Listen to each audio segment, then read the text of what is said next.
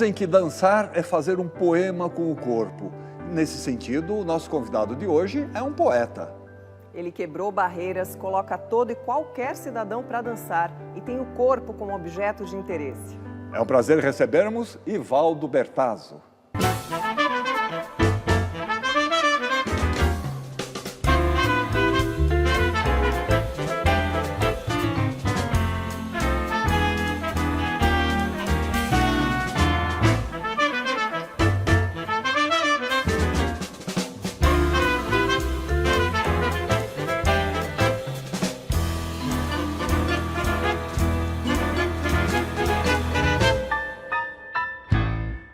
Ivaldo, muito obrigado por aceitar o nosso convite. Muito obrigado também ao Bunga por participar aqui do nosso programa.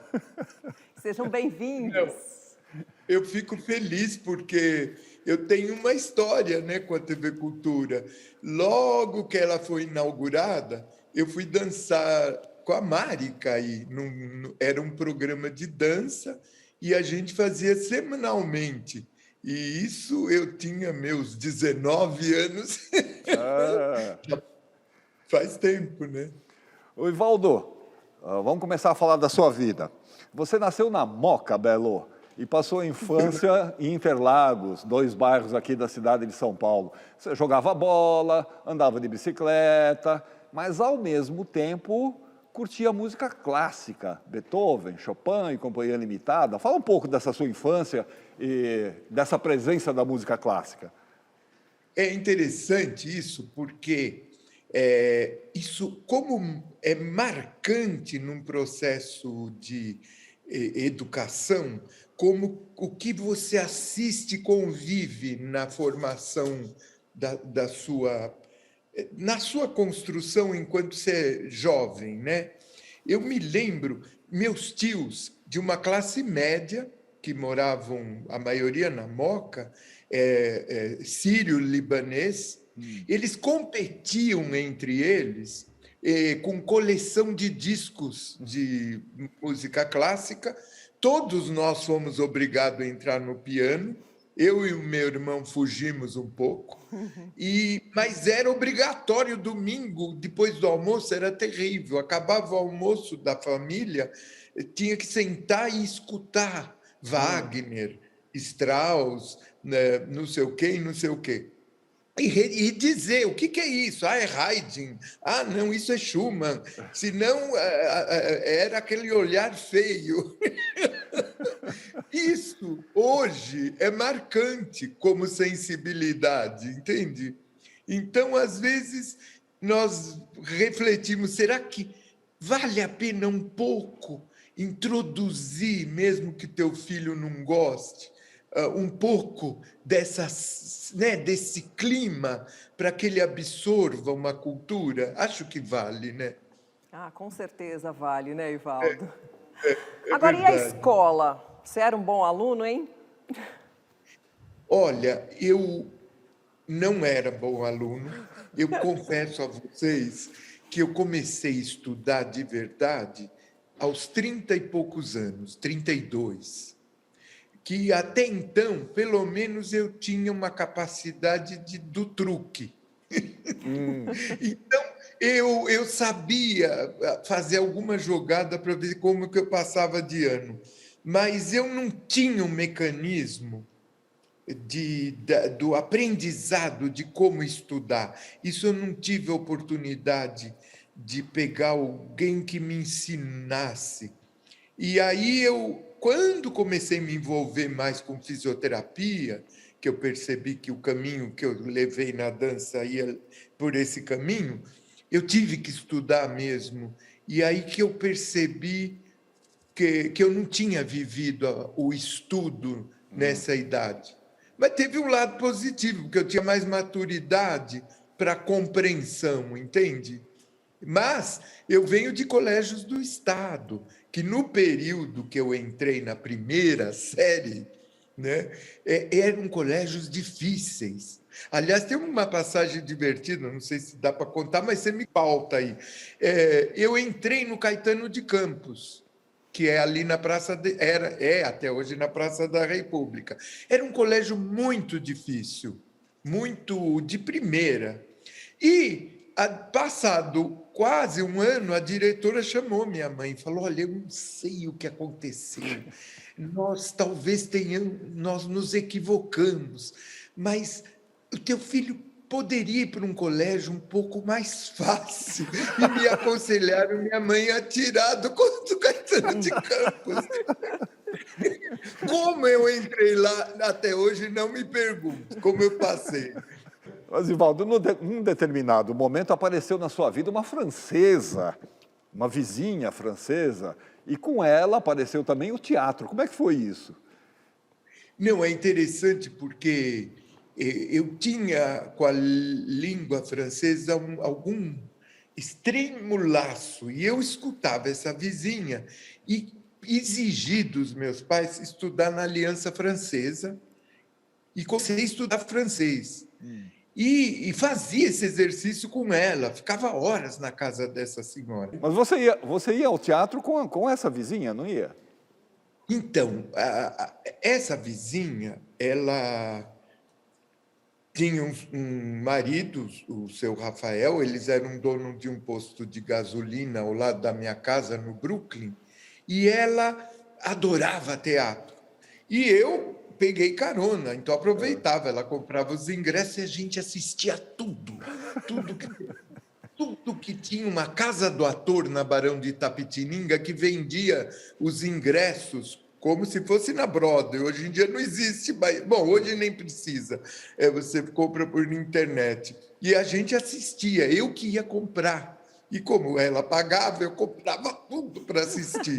Então, foi muito importante essa vivência com o teatro, que é um pouco, já é no período da ditadura, e o teatro ele toma uma expressão nesse período muito que manifesta fortemente de uma forma, quando a Ruth Escobar faz suas coisas exóticas, né, de linguagem, e isso formava a gente nesse período, 20 anos de idade, vendo Brecht, vendo essas coisas, foi uma loucura isso na minha vida.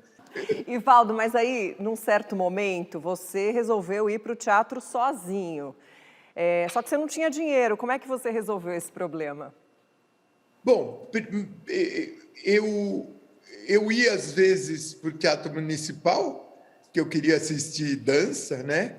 E tinha um tal do senhor Romeu, que eu conheci no Teatro Municipal, que era uma espécie de porteiro. E eu ficava fazendo aquela cara de condenado na porta. Eu sei que ele me punha para dentro. Então, até ele me olhava na porta e dizia: ai, você de novo, entra! Eu não sei como. Isso foi muito bom, porque eu assisti muita coisa num período fértil. Aliás, eu me lembro de ter assistido Bejar nas suas primeiras coisas que ele trouxe ao Brasil, que ainda antes do bolero e tudo. Foi muito interessante. Mas o Bunga me falou que você também tinha um esquema de vender ingresso em empresa, em centro acadêmico, uma coisa assim, para ganhar algum dinheiro. Então, quando eu decidi que queria ser ator e conversei com a dona Cacilda Becker, que eu fui ao teatro dela, eu cheguei trêmulo, né? Mas jovem, né? É audacioso. Falei, eu quero ser ator. Aí, meio chorando. Aí eu lembro do Valmor Chagas olhando para ela. Hoje eu entendo. Falei, mais um aqui batendo na porta. E aí ela me explicou que eu tinha muito jovem, que eu não seria difícil ter papel para minha idade, que eu ainda tinha que aprender a usar bem a fonação, que eu tinha que amadurecer. Mas que eu fosse na Escola de Arte Dramática, falasse com a Maria Tereza Vargas, que ela me ajudasse a entrar na escola. Fui, lógico que não aceitaram, eu tinha 16 anos. Aí eu fui até o Teatro Brasileiro de Comédia, que o Antunes Filho estava dirigindo uma peça que chamava Vereda da Salvação, com Raul Cortez e Cleidiáconis, e lá eu fiquei de office boy, porque eu queria ficar do lado deles, e virei office boy do TBC. Por que razão eu comecei a vender, antes das estreias, para os centros acadêmicos das escolas e para algumas empresas, ingresso. Eu e a Ina Rodrigues, uma amiga minha. E começamos, a gente lotava uma casa de teatro antes da estreia, com o ingresso mais barato e com o direito a um debate. E acredita que eu comecei a ganhar dinheiro com isso bastante. Olha só. Corriam atrás de mim. Eu não podia ser ator, mas queriam eu junto deles antes de uma estreia. E, Valdo, depois desse teu contato com o teatro, você acabou mudando o seu foco para a dança. O que provocou essa mudança? Eu não sei.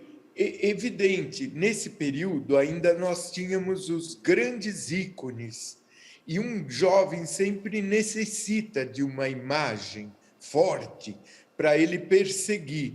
E o ícone era, lógico, Nureyev nesse período. Um dia eu falei para a Mariana, uma amiga minha, vamos estudar dança. E procurei a Marica, dizendo que eu queria ser bailarino, dado que a trajetória de ser um ator não tinha vingado. E aí lá eu fiquei. A Marica me falou, quer? Tá bom, então todo dia às 17 horas você vem, que tem uma aula de iniciante, eu quero ver. E aí eu fiquei, e aí eu entrei nesse caminho do qual até hoje eu estou, que hoje não sou mais um professor de danças, e sim de trabalhos de postura, de movimento, mas tem isso já inscrito na minha célula, creio eu, né? Nós temos o depoimento da Marica aqui para você ver. Ai, que sonho! Ai, querido amicíssimo, que saudades, né? Saudade de uma época muito boa, onde você já era pré-guru. Depois você virou guru, depois você virou tudo isso que você é hoje em dia. Para mim é um prazer acompanhar o seu trabalho, o seu caminho. Você sabe que a gente é amigo à beça e assim vai ficar a vida inteira. Eu te quero muito bem e te parabenizo de estar aí na Persona, que é super legal. Você merece, tá?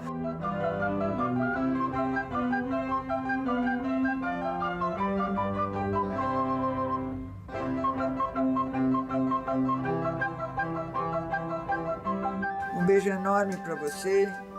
Eu estou aqui, você está aí, mas estamos sempre juntos.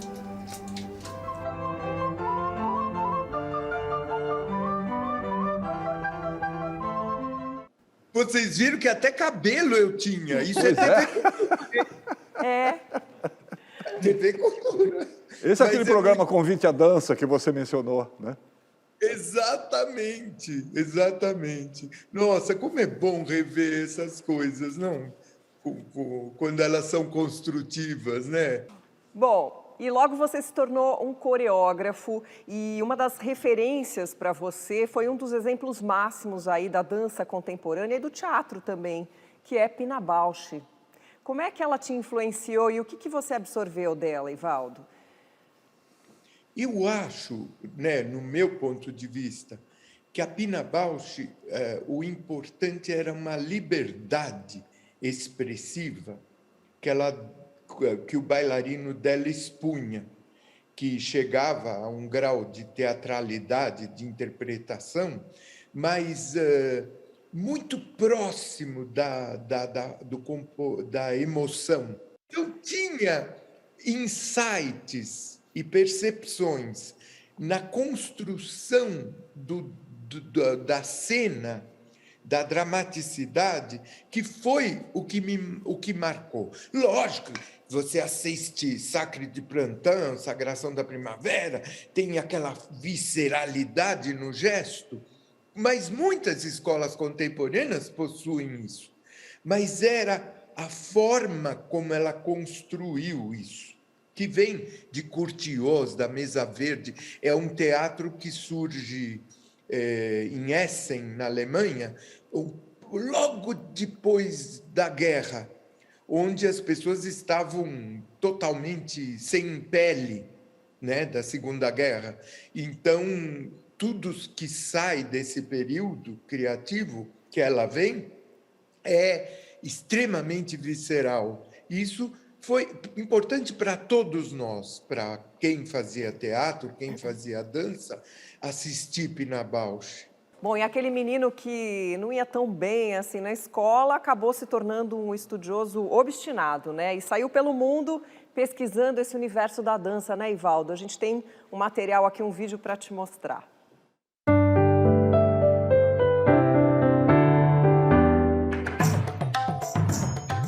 No princípio, era o gesto.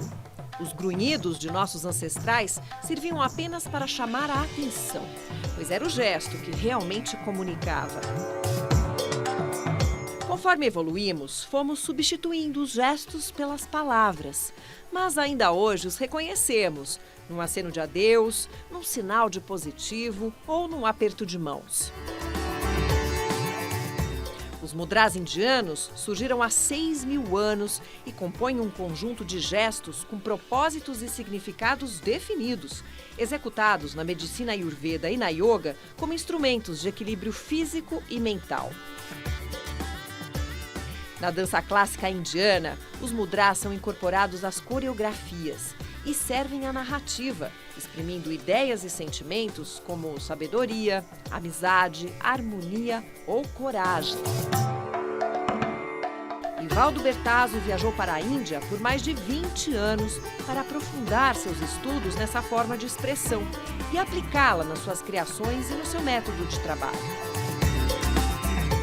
Uma união da bela arte da dança com as saudáveis práticas de utilização do corpo e da mente. Não é mesmo um processo interessante? Que edição bonita que vocês fizeram, muito bom, adorei. Você sabe que eu conheci a dança indiana? Aqui, às vezes, vinha uma ou outra grande dançarina da Índia.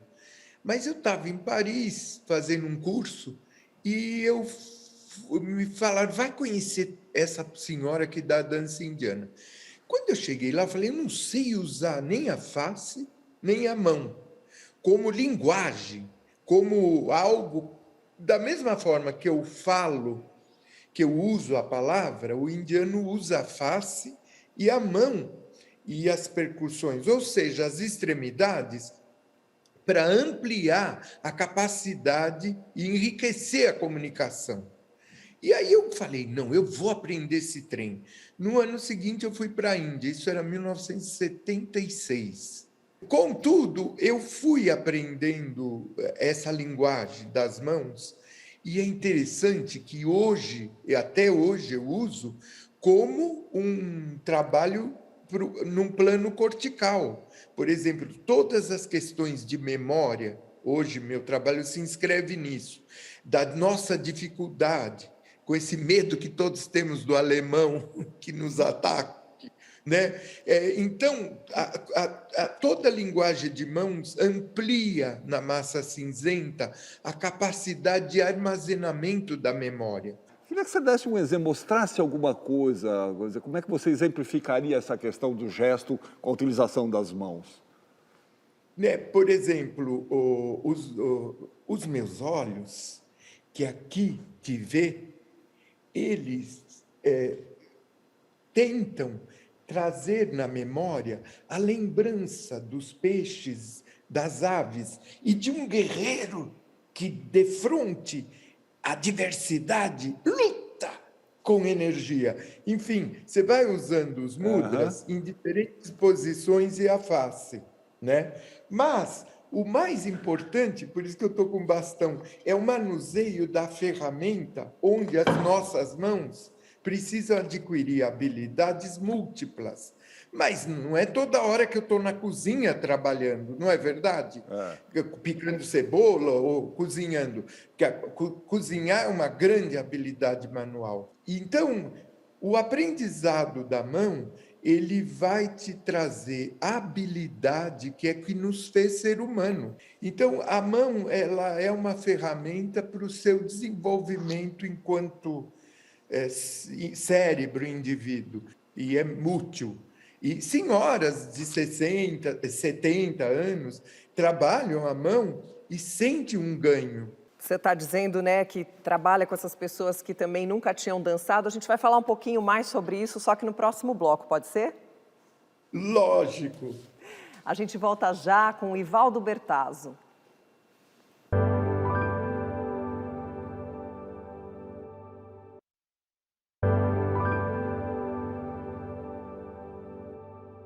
Estamos de volta com o coreógrafo e criador do método de reeducação do movimento, Ivaldo Bertazzo. Ivaldo, além da Índia, você viajou para vários países. O que você destacaria aí nessas suas andanças todas?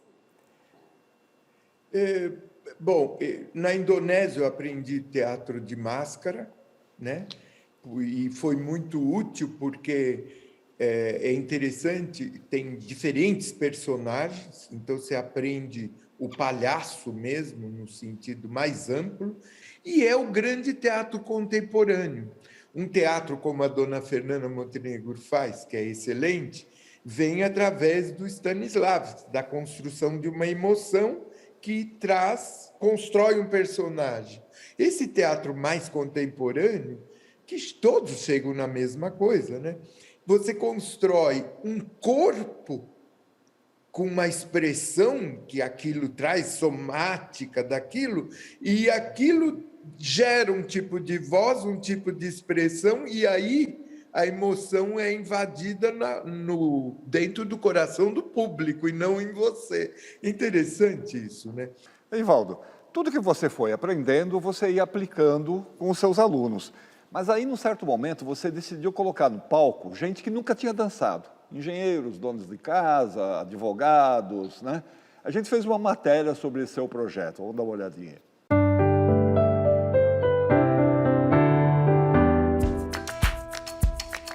Ivaldo Bertazzo é um eterno estudioso e pesquisador que nasceu para quebrar padrões e estabelecer novos paradigmas. Em 1976, ele teve a ousada ideia de reunir em uma montagem de teatro e dança indivíduos não profissionais que se dispusessem a conhecer as possibilidades de movimento dos seus corpos e apresentá-las em cena. Conhecida como Cidadãos Dançantes, essa ideia acabou resultando em quase 30 espetáculos, apresentados no Brasil e no exterior para milhões de espectadores. Para Ivaldo, estava claro que a diversidade física, étnica e cultural do povo brasileiro possibilitaria a utilização de várias escolas de movimento e estruturas rítmicas. E foi assim que a ideia, que a princípio causou algum desconforto nos puristas da época, acabou aplaudida por todos. Afinal, o que é a arte, senão uma constante busca por novas formas de expressão e de integração?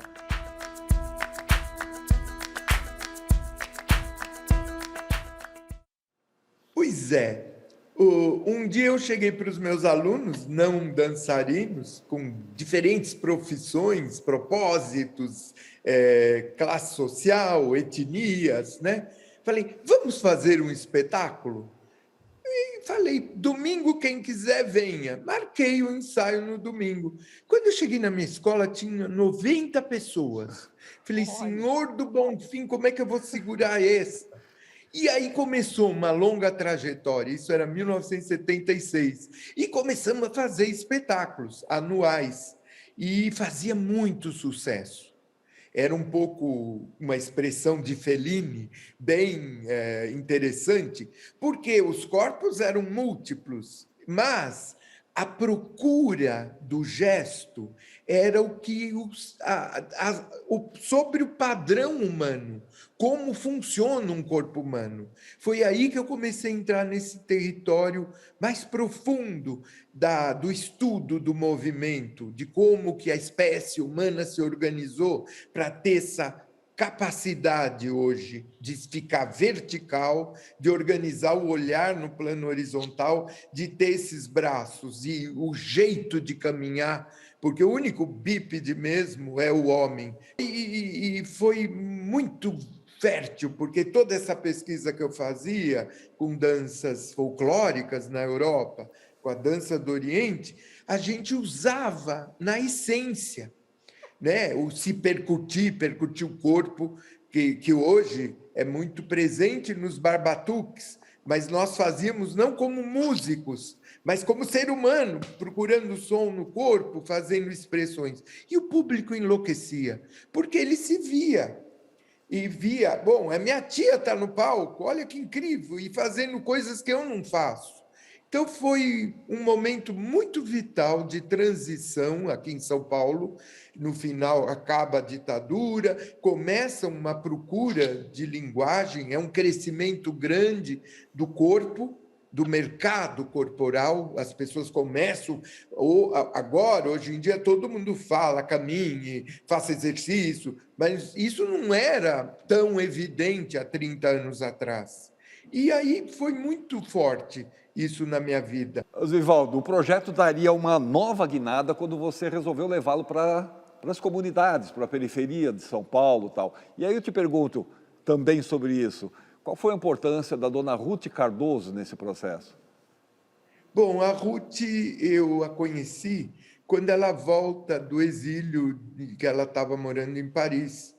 E foi uma pessoa muito importante na minha vida. Primeiro porque eu já percebi que tinha algo especial nessa mulher.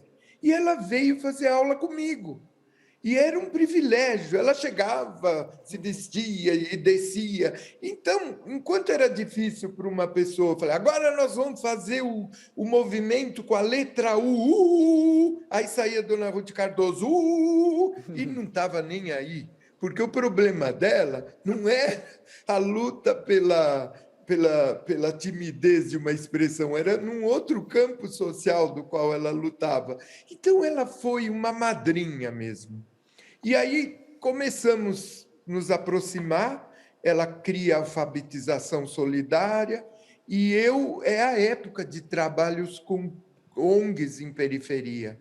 Então, eu realmente entrei nesse barco porque era perceptível que era o momento. Mas eu criei uma forma de como complementar a ausência do estudo da escola pública, a ausência, aquilo que falta nessa criança, em termos de diversidade cultural, de conhecimento do mundo. E foi muito importante o trabalho. Criou alguns dançarinos, sim, mas a gente queria capacitar esse jovem para entrar no mercado de trabalho, e não importa em qual. E era para isso que a gente os ensinava a dançar e a entrar no palco. E só que gerava nessa liberdade, não nesse foco, eu vou virar um bailarino, algo muito forte. E isso foi muito importante. Então, eu tive esse privilégio. Peguei carona no de cidadão dançante, depois carona nos jovens de informação, adolescentes de periferia. Ou seja, eu que aprendi com todos eles. E Noé deu a louca no Convés, é um ótimo exemplo, né, Ivaldo, de como a gente pode desconstruir esse conceito pré-definido em relação às comunidades periféricas, não é? Exatamente, porque, olha, tinha uma menina, a Samara, negra, linda, e eu falei, sabe o que você vai fazer no Noé? Você vai fazer uma Josephine Baker. Imagina nesse mundo careta que nós vivemos, de conceitos tão equivocados, né, que ainda hoje a gente fica brigando com LGTBT, não sei o quê, com tudo. Ela entrava de Josephine Baker, aquela famosa que dançava de biquíni no Folies Bergère de Paris, e tinha um asilo, né, de crianças. E então eram coisas muito especiais a induzir esse jovem a se globalizar e perceber mesmo o que é tudo isso. Sabe? Trabalhamos com atores famosos com eles. Quando eu trabalhei na Maré, no Rio de Janeiro, tinha Rose Campos, teve o Seu Jorge, tinha Zé Cabaleiro tocando, teve o Acti, que tocava Stravinsky, e eles dançavam. E olha que interessante, Stravinsky são composições assimétricas, e o jovem esse dito da periferia contava como músico. Não, aqui foi 5, aqui foi 7. Não era aquele 2x4 que o funk os reduz, sabe? Desculpa eu falar assim do funk, mas na expressão mais rude dele. Nós temos mais um depoimento aqui, Valdo. Dessa vez é de alguém que você já mencionou aí. Vamos ver quem é. Oi, Valdo. Foi um prazer enorme trabalhar com você nesses 2 projetos que a gente fez, o Folias Guanabara e a Mãe Gentil. Né? Trabalhar com você é uma festa, é uma grande evolução, a gente aprende tudo. Você é uma pessoa tão querida, que tem tanto conhecimento do corpo, do psicológico, de tudo das pessoas, e melhor do que tudo, você quer dividir todo esse seu conhecimento com todo mundo. Então, trabalhar com você é um happening, porque a gente junta um grande músico, junta Zé Cabaleiro, a Comunidade da Maré, Elza Soares, Seu Jorge, a sua equipe, a Marília, Sandra Pera, todas as pessoas que trabalham, e juntando tudo isso saem espetáculos deslumbrantes, né? Essa experiência que eu tive foi inesquecível, porque a gente vê aquelas crianças que saem de uma comunidade na qual elas não tiveram a possibilidade do contato com a arte, principalmente com a arte da Índia, que você trabalha tanto, e depois de 1 mês e meio você vê essas crianças absolutamente disciplinadas, como posicionadas e fazendo aquelas coreografias dificílimas. Então eu acho que você tem um trabalho incrível, que você jamais deveria deixar de fazer esses seus grandes espetáculos, né? Você inspira as pessoas, você é um grande criador e você é uma pessoa maravilhosa que quer o tempo todo estar cercado de tudo, da arte, da música, da literatura.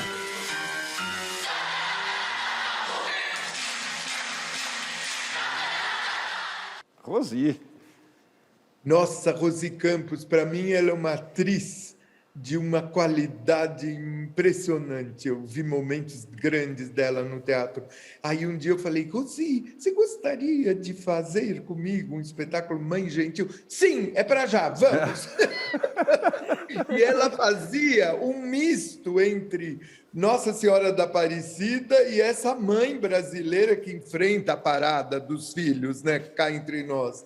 E era o máximo, máximo. E, Valdo, as suas pesquisas, os seus experimentos acabaram resultando, ao longo dos anos, num método próprio, um método que você desenvolveu e que hoje é utilizado por muitos profissionais da dança e também pelo pessoal da fisioterapia. Agora, um desafio para você. Em rápidas palavras, resumidamente, em que consiste esse método? Esse método, felizmente, eu fui abraçado pelo SESC São Paulo, onde tem 4 livros editados importantíssimos. Ele, na verdade, estuda como que a psicomotricidade humana, desde o nascimento até a adolescência, é formada. Deglutição, mastigação, a forma de organização do pescoço, como que você usa os braços, como que você caminha. Isso entendido por um profissional que vem estudar conosco, ele se transforma num trabalho corporal, só que dentro do modelo de como funciona o aparelho humano. Ou seja, reto, como um atleta. O modelo de um corpo humano é mais ou menos o gesto de um corredor, quando você vê na Olimpíada. Ali você tem todas as matrizes. Então, a partir daí, a gente construiu ferramentas, coisas muito simples hoje, porque eu dou aula online, com elásticos, bastões, porque também é acessível e barato. E você pode usar coisas da sua casa que você tem. E está abrindo um grande leque, porque o que importa hoje? Eu saber como esse trem aqui, que é meu corpo, falando assim, né? Não vai dar para falar rapidamente, você pediu, mas é abraçar, pegar o touro no chifre, que é o conhecimento da pessoa, abrir isso, e ampliá-la de desejo de se apropriar do gesto do corpo. É exercício, de certa forma, mas tem suas manhas específicas. Essa coisa de envelhecer melhor também, né? De poder amarrar um sapato na velhice, por exemplo. Exatamente. Por exemplo, nós não somos mais idosos tão elásticos. Esse não é o modelo que você quer no idoso, mas ele tem que ter a habilidade de levantar e sentar de uma cadeira, de caminhar, de tomar seu próprio banho e de cozinhar. Existem exercícios para que isso permaneça na vida de um idoso? É possível, é possível. Acontece que, eu não sei, as pessoas às vezes fazem forças muito excessivas, achando que a massa muscular, sabe, massa muscular você perde, mas você não perde a psicomotricidade. Enfim, esse é o campo que eu mais gosto de falar, preciso tomar cuidado, senão eu estou falando que nem um maluco aqui. Mas tem uma pessoa que também fala sobre isso, uma aluna sua já há algum tempinho. Olha só quem é. Oi, Valdo, tudo bem? As suas aulas são imperdíveis. Porque a gente sai da aula, bom, entra, todo mundo, ai, estou cansada, não aguento mais o computador, não aguento. Você vai me dando uma animação, uma articulação de tudo, de pensamento, de músculo, de nervo, sei lá o que acontece no corpo humano. 42 anos que eu estou com você, 42 anos com aulas diferentes, todos os dias, agora no online, antes, 2 vezes por semana. Não, mas olha, nunca, vou dizer uma coisa para você, nunca saí cansada da sua aula. Saí sabendo que eu me articulei inteira, que eu me movimentei inteira, e de vez em quando dá uma pausa e começa a contar coisas da sua vida, todo mundo dá risada. Quanta besteira, é bom falar bobagem. Todas as maravilhas que você resolveu na minha vida, de musculatura e de mente também. Muitas vezes você dá exercício de ritmo aqui, que eu fico meio perdida, até achar, mas quando eu acho, é maravilha. É maravilha, você não pode imaginar o bem que você me faz. O bem que você tem me feito, sempre fez. Durante 42 anos eu fico aqui olhando para você, prestando atenção no que você fala. Então, um beijão para você, até a próxima. Eu não sei quando é que a gente vai se encontrar com essa pandemia, mas de vez em quando a gente dá umas fugidinhas, né? Tá bom, uma fugidinha dessa a gente se vê. Tá? Um beijão para você, tá? Tchau. Dona Yara. A Yara é uma graça. Olha, eu agradeço vocês terem colocado isso, porque, olha que interessante, a Yara tem 96 anos e ela diz, já faz pouco tempo que eu faço aula com o Ivaldo, fazem 42 anos, logo para ela é pouco tempo. Não é verdade? Ela foi professora de canto e piano em escolas, durante muitos anos, e é isso que a manteve inteligente. Ela é muito especial. Ela mora sozinha, ela guia carro, ela lê jornal todo dia, e ela diz que isso que a mantém viva. Não é legal isso? É maravilhoso.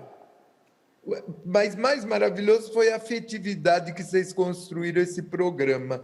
Isso é um presente, viu? Opa, que bom que você está gostando.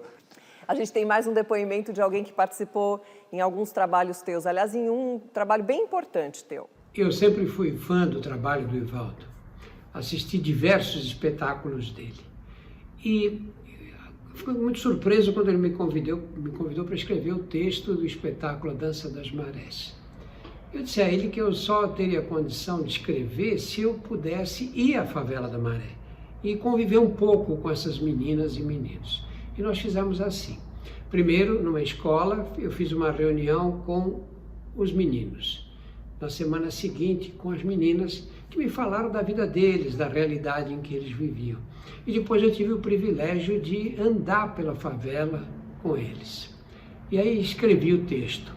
Não fiz nada. Na verdade, o que eu fiz foi recolher as frases que eu julguei mais significativas, as falas que eu acho que refletiam melhor a realidade em que eles viviam. O espetáculo foi lindíssimo. Até hoje eu tenho imagem daqueles meninos, meninas dançando, se espalhando pelo palco, uma música super forte.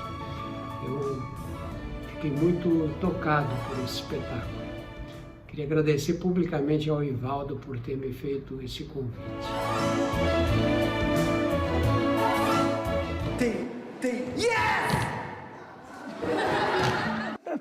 Você assustou a menina ali com o seu grito. Não, isso fazia parte, mas antes disso, que graça o Drauzio, que disponibilidade, né? Porque ele vinha imagina o quanto ele trabalha, ele pegava a ponte aérea, chegava no Santos Dumont e a gente pegava a linha vermelha para chegar na Maré, e onde ele trabalhava com essas crianças para gerar esse texto. É muito próximo ao que ele fez com o Carandiru, em outra grandeza, lógico. E ele, como se diz, ele vai fundo, né? Ele é muito precioso, esse cidadão brasileiro que é o Drauzio. Evaldo, alguns desses seus espetáculos chegaram a envolver quase 200 de pessoas.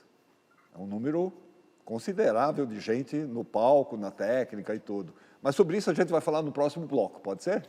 Oba! Voltamos já com o Persona.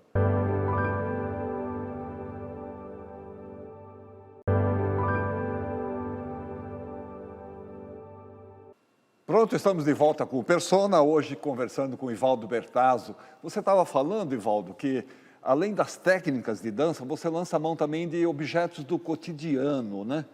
Nas suas aulas, nas suas preparações. Fala um pouco sobre isso. Por exemplo, o bastão de madeira, em diferentes tamanhos, ele é uma ferramenta que te dá visualmente a linha do horizonte, se ele tiver nessa forma, ou a linha vertical, que é seu eixo. Então, quando você trabalha com ele oblíquo, significa um quadril e um ombro. Aqui está o quadril, aqui está o ombro. Aqui está a cabeça, aqui está a bacia. Aqui está a largura dos dois ombros, aqui a do quadril. O bastão, ele é uma ferramenta que te corporaliza muito rapidamente. Então, em vez de você passar um ano falando, querido, sinta seus ombros, perceba a largura dele, o aluno com boa intenção quer sentir tudo isso, mas não sente, a gente dá um bastão na mão dele e ganha, é um atalho. Ele tem diferentes pesos e tamanhos. Isso é milenar, não fui eu que inventei. O chinês usa bastão para fazer exercício há 2000 anos antes de Cristo. Então, nós usamos tubos de PVC, porque ele tem diferentes volumes, são materiais baratos que são muito importantes para a coluna vertebral, pilhas de livro, descobrimos exercício com lençóis. Mas tem também objetos como escova de dente, o arroz, que é uma delícia, né, de afundar as mãos e os pés num balde de arroz. Quer dizer, o cidadão usa esses objetos do cotidiano. Usa, porque, por exemplo, o fato de ser ou é feijão ou é arroz, enfiar a mão num pote com isso, você não sabe o ganho de força na mão. A mesa da tua casa, a gente deita o tronco sobre a mesa, com os pés no chão. Nossa, a coluna aprende na hora a achar uma linha de força. É muito simpático isso tudo. Evaldo, vamos ver mais alguns depoimentos? Lógico, oba! Oi, meu nome é Fabiano Negretes, morador de Zolé de São Paulo, e falar um pouco da minha experiência que eu tive com um dos melhores coreógrafos do mundo, que é Evaldo Bertazzo. Eu, durante 7 anos, fui parte do projeto Dança Comunidade, onde tive a vivência de dança contemporânea, balé, dança indiana. E lá também aprendi um método de educação do seu corpo. Olá, mamãe careca. Tá beleza aí? Espero que tá tudo bem com você. Eu trabalhei como Evaldo em 2004 e 2005. Foi lá que eu peguei meu português, minha boca. Evaldo mudou a minha vida inteira. Não fui só eu, mas também dos meus amigos que fizeram parte daquele projeto. Ele é muito, muito inteligente. Ele observa coisas bem pequenas. Aqui na Zona Leste de São Paulo, eu tenho um projeto chamado Bem-Estar, onde eu trago para elas a questão que, antes de dançar, a educação do seu corpo tem que ser principal. Qual é a sua postura, que jeito que eu fico, e nisso resgato a ela o cuidado do seu corpo, né? E muito obrigado. A coreografia dele é bem orgânica.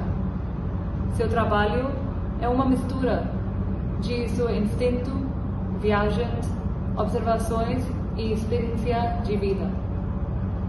Como coração de ouro e alma de criança, uma mente louca e muito trabalho duro.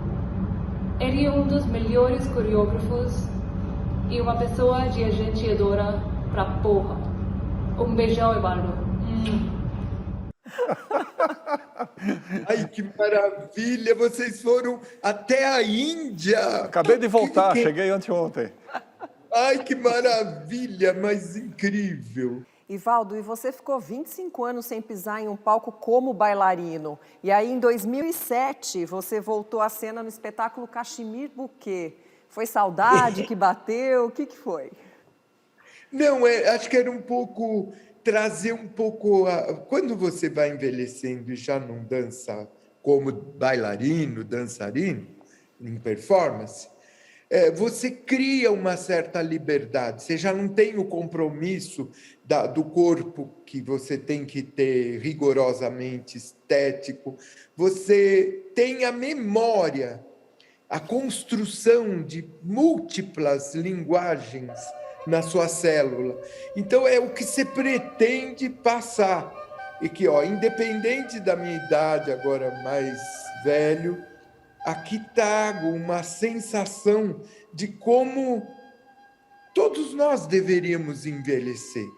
Porque eu quero ver meu avô, meu tio dançando, né, brincando no dia de festa. E não essa coisa da nossa cultura que leva o idoso a um espaço reduzido, certo? Então, nesse sentido que eu fui ao palco, sim, que eu queria brincar mesmo com essa liberdade, que o jovem não tem, porque não é para ter ainda.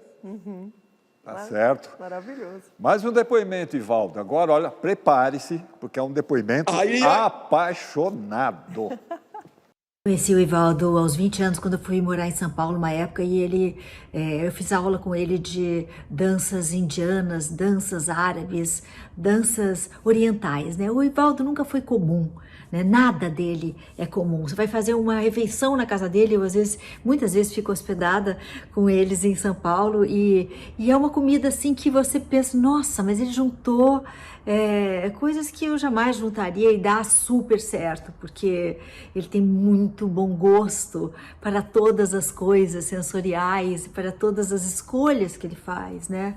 Então, o método do Ivaldo de movimento é um método próprio, parece tudo muito intuitivo, e é intuitivo, mas é fundamentado numa vasta experiência, numa vasta pesquisa. Quando ele dirige os espetáculos dele, aquilo parece que foi meio assim, mas aquilo tem toda uma busca, né?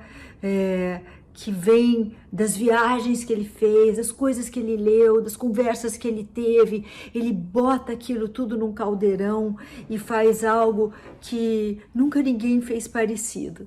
Ele é um alento, ele é uma ilha de resistência, e isso torna o convívio muito divertido e rico e instigante, sabe? Podia falar 2 horas aqui. Mas, Ivaldo, eu te amo, querido meu. Eu estou morrendo de inveja aqui, viu, Ivaldo? Nossa, ela é uma... Que beleza, não, que é Maitê, não? Impressionante. E quando você convive com ela, é a mesma coisa. Ela não tem essa atitude de um ícone, né? Assim, é muito simples, é muito agradável essa mulher. Ivaldo, para encerrar a nossa conversa super agradável, você com o seu olhar experimentado, cada corpo humano é diferente. Quando você olha para uma pessoa, você já deve identificar algumas coisas com esse teu olhar já de tantos anos trabalhando com isso. Por exemplo, eu não sei se a Cris está sentada direitinho aqui, né? Você bate o olho e você já faz uma leitura, né? Ela está muito bem, sim. Ai, obrigada, Ivaldo. Mas você tem isso, né? Você bate o olho na pessoa, você já identifica alguns problemas, algumas correções a serem feitas. Como é que é isso? Não, você tem que tomar muito cuidado, porque no cotidiano, o importante na convivência é o olhar que você estabelece com a pessoa, é a escuta quando ela vem te trazer uma ideia.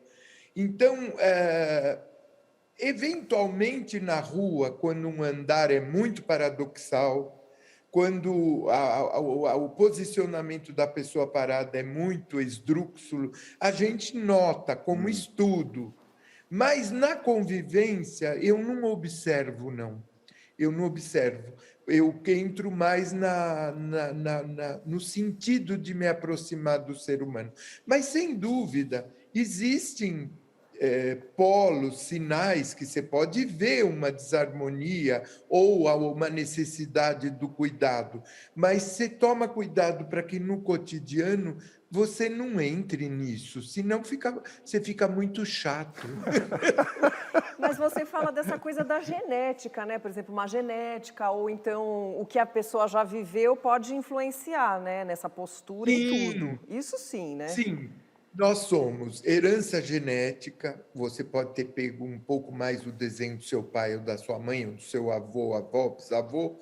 Você tem toda a forma como você foi educado. Suponha que teus pais fossem camponeses e trabalhassem na agricultura, e você brincasse ali fora, plantando couve-flor, né? Ou se teus pais trabalham com informática e você viveu na cidade. São vividos diferentes. Então, genético, vivido, e esse ser que é você com a sua personalidade, que desenha um jeito de ser. Essas três componentes é que fazem a nossa postura, o nosso comportamental. Nisso, o exercício tem que mexer. Não é uma análise psíquica, para isso a gente reserva ao psicoterapeuta. Precisamos tomar cuidado. Muita gente que trabalha com o corpo, de ficar entrando no psíquico. A gente trabalha o psicomotor. Como que eu te tiro algumas marcas que o seu vivido, a sua genética e a sua personalidade desenhou? Marcas nocivas. Se conseguir, isso é muito positivo. Muito bem, Ivaldo. A nossa conversa poderia se estender durante mais algumas horas, mas infelizmente o nosso tempo está acabando. Vocês me deram um grande presente. Eu não esperava tanto. Muito obrigado. Queria agradecer a tua participação e do Bunga, né? Obrigada, Ivaldo. Mas o Bunga vai pedir cachê, eu não, mas ele isso é um perigo. E vamos ver esse cachê. Direitos de imagem, o Bunga. A gente faz ele assinar o termo, tá tudo certo, a gente paga o cachê mediante a assinatura. Tá bom. Ivaldo, muito obrigada, foi uma conversa ótima, é um trabalho admirável seu, obrigada. Meu bem, obrigado vocês dois, viu? E esse programa que eu adoro. Obrigada. E o Persona volta na semana que vem, a gente se vê lá. Muito obrigado e até a próxima. Mas vamos tirar a foto primeiro e... Chamadinha? Vamos gravar uma chamadinha com você? Você achou que acabou? Não acabou, Ivaldo? Você pensa que acabou, né, Ivaldo? Mas não acabou, não. O Bunga até mudou de lado. O Bunga mudou de lado. Cansou, coitado. Ai, gente. A gente quer tirar uma foto com você. Vamos tirar foto? Eu, você, a Cris e o Bunga.